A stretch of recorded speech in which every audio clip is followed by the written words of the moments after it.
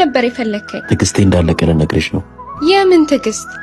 አየሽ አሁን ራሱ እብሪተኝነት ይታይብሻል። ቆይ መች ነው አንቺ ኦፕን ማይንድ የምትሆኚው? እኮ ለምኑ?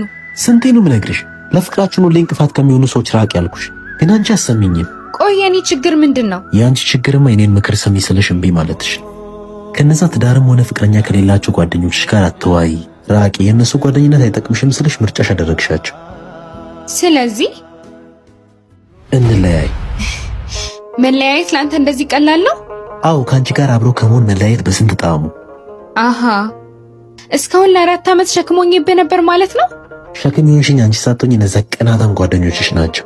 አፍህን ዝጋ፣ ክፍት አፍ። ጓደኞቼ አንተ እንደምትላቸው ቅናተኛ አይደሉም። ብታውቅ ኖሮ ለሁለታችንም መልካም ነገር ነበር የሚመኙልን። እንግዲያስ ይጥቀሙሽ።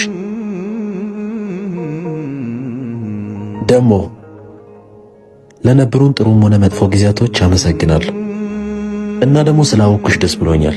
ዳግም እንደማንገናኝ ተስፋ አደርጋለሁ። መልካም ሕይወት።